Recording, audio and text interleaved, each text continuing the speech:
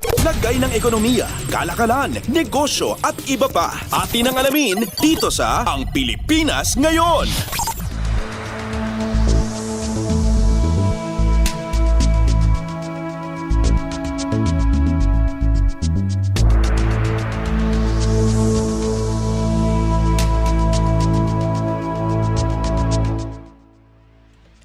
Magandang araw, narito na ang mga naungunang balita sa larangan ng pagninegosyo at kalakalan. Lumago ng lampas 9% ang kabuuang resources ng financial sector sa Pilipinas noong Agosto. Ayon sa paunang datos ng Bangko Sentral ng Pilipinas o BSP, umakyat ang total resources ng banks at non-bank financial institutions sa 32.14 trillion pesos noong Agosto, nasa 10.2% mas mataas kung ihahambing sa 29.43 trillion pesos na natamo noong Agosto ng 2023. Bulto ng nasabing resources ay nagmula sa mga bangko na may kabuuang 26.80 trillion pesos habang ang nalalabi ay galing sa non-banks na may 5.3 trillion pesos.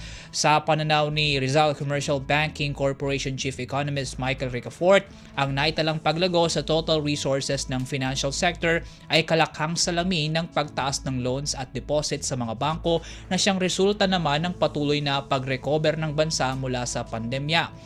Paliwanag pa nito, ang dagdag tapya sa federal maging sa local policy rates ay magbubunga rin ng mas maraming loan sa gitna pa ng lumalagong business at iba pang economic activities na siya namang magpapataas ng sources ng income ng mga bangko. Dagdag pa ni Ricafort, may malaki ring ambag sa financial sector resources ang kamakailang hakbang ng BSP na bawasan ang reserve requirement ratio ng mga bangko. Lagay ng ekonomiya, kalakalan, negosyo at iba pa. Atin ang alamin dito sa Ang Pilipinas Ngayon.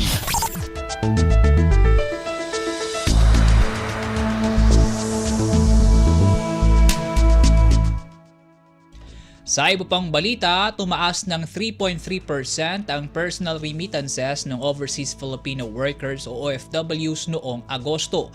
Sa inilabas na datos ng Bangko Sentral ng Pilipinas o BSP nitong Martes, umakyat sa 3.2 billion US dollars ang personal remittances noong Agosto mula sa 3.1 billion US dollars noong Agosto ng 2023. Paliwanag ng Central Bank, ang expansion sa personal remittances sa nasabing buwan ay buwat sa mas mataas na remittances mula sa land-based workers na may work contracts na 1 taon at higit pa at sa sea and land-based workers na may work contracts na kulang-kulang 1 taon.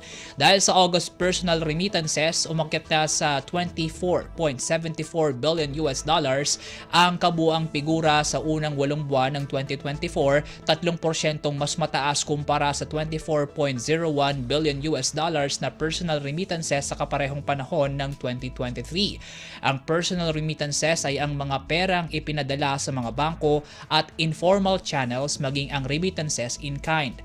Pagdating sa mga bansang pinagmulan ng personal remittances, nangunguna pa rin sa may malaking ambag ang galing sa Estados Unidos habang nakasunod naman ang mga nagmula sa Singapore at Saudi Arabia.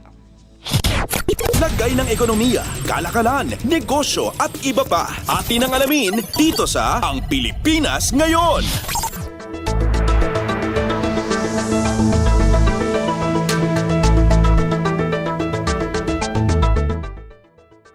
Balita naman kaugnay sa pamumuhunan, nagpahayag ng interes ang Dubai-based logistics firm na DP World at ng Abu Dhabi-based clean energy company na Masdar na maglagak ng kanilang investments sa Pilipinas.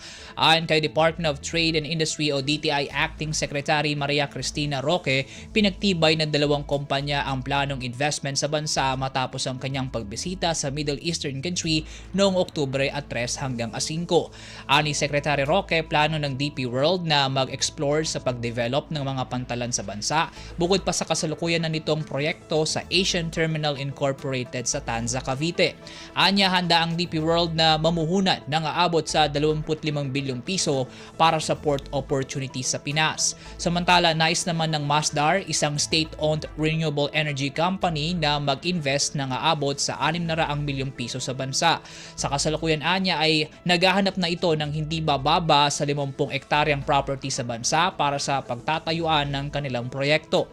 Samantala, iniulat naman ni Secretary Roque na isa sa kanyang naging misyon sa pagbisita sa UAE ang paghahanap ng mga oportunidad para sa mga Filipino brand na ma-display sa leading supermarket sa nasabing bansa. Bukod dito, binisita rin niya ang Sari-Sari Store, isang convenience mart doon na nagbibenta ng Filipino products. Lagay ng ekonomiya, kalakalan, negosyo at iba pa. Atin ang alamin dito sa Ang Pilipinas Ngayon.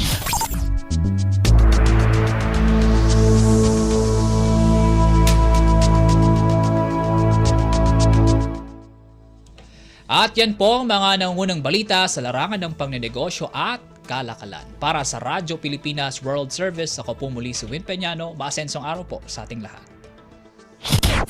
Lagay ng ekonomiya, kalakalan, negosyo at iba pa. Atin ang alamin dito sa Ang Pilipinas Ngayon.